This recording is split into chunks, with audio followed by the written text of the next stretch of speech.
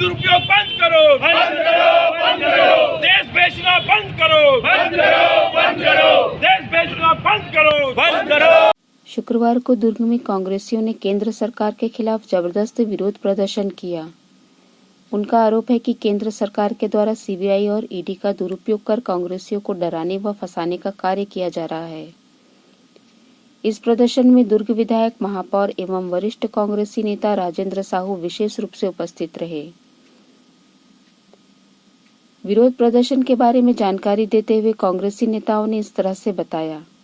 नरेंद्र मोदी जी की भाजपा सरकार है, उस सरकार में सबका साथ सबका विकास देके तो नारा देके आए थे, लेकिन उस सरकार में सिर्फ 2-3 व्यक्तियों का विकास हो रहा है, अडानी, अंबानी और अमित शाह के पुत्र जय शाह का। ये देश फिर से पूंजीवाद की ओर बढ़ रहा है मोदी जी के नेतृत्व में, जिसका हम विरोध करते हैं। जहाँ तक ईडी की बात है, सीबीआई की बात है, वो वहाँ छापा मार रहा है जहाँ कुछ नहीं।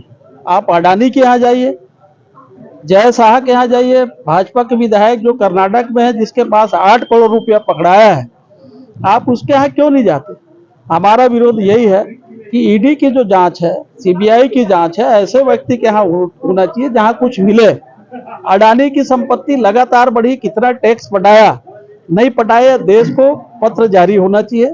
अडानी किस हमारे जो उपक्रम है, देश का जो उपक्रम है, सार्वजनिक उपक्रम, उसमें उसका अधिकार है और उन्होंने कितने को लिया और कितने को गिरवी रखा है, इसकी भी जांच होनी चाहिए ताकि हम जनता को जवाब दे सके।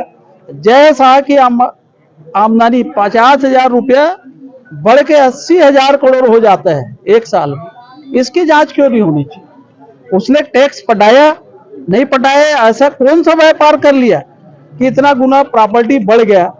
अरे देश के युवाओं को बता देते कि इतनी प्रॉपर्टी ऐसे बढ़ती है तो हमारे देश के लोग भी बेरोजगार नहीं घूमते। एक तरफ देश में बेरोजगारी है, महंगाई है और लगातार किसानों की आय घट रही है देश में।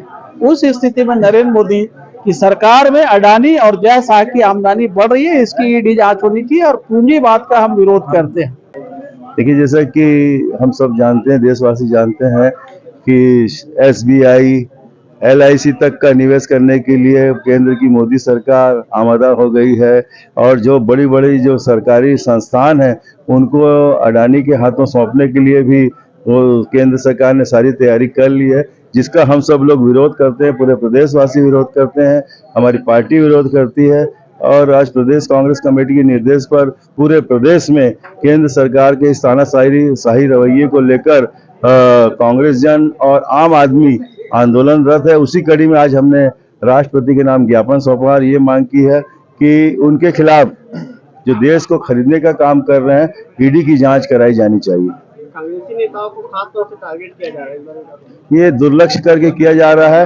ये बदले की भावना है। जो सरकार अच्छा काम कर रही है उस सरकार को भटकाने का काम कर रही है, लेकिन सरकार भटकने वाली नहीं है, क्योंकि सक्षम हाथों में हमारे प्रदेश का नेतृत्व है, भूपेश बघेल जी के हाथों में, और कांग्रेस पार्टी पूरी ताकत के साथ अपना जो विकास कार्य कर रही है उसे करेगी। देखिए, तो केंद्र सरकार है, लोगों को भ्रमित करने वाली सरकार है। जैसे जैसे चुनाव पास आ रहे हैं, लोगों को इस तरफ झोंक दे रही है कि ईडी का डालना, छापा डालना, ये डालना। तो इस तरह से केंद्र सरकार के माध्यम से छत्तीसगढ़ की सरकार डरने वाली नहीं है, क्योंकि छत्तीसगढ़ की सरकार ने जो बोला है वो किया है और कर रहे हैं। उनका जो अभी बजट प्रस्ताव आया, लोगों में हर्षोल्लास का कारण भी है क्योंकि उन्होंने जमीनी स्तर से लेकर ऊपर के स्तर तक लोगों को फायदा दिलाने की कोशिश की है। हमारा बस यही कहना है कि यदि ईडी का छापा आप कांग्रेसियों के यहाँ डालते हैं तो भाजपाइयों के यहाँ क्यों नहीं पड़ रहा है, ये सोचनीय विषय है। क्योंकि यदि आप कांग्रेस के ऊपर छापा डालते हैं तो भाजपा के भी लोगों ने करोड़ों की संपत्ति उनके पास है।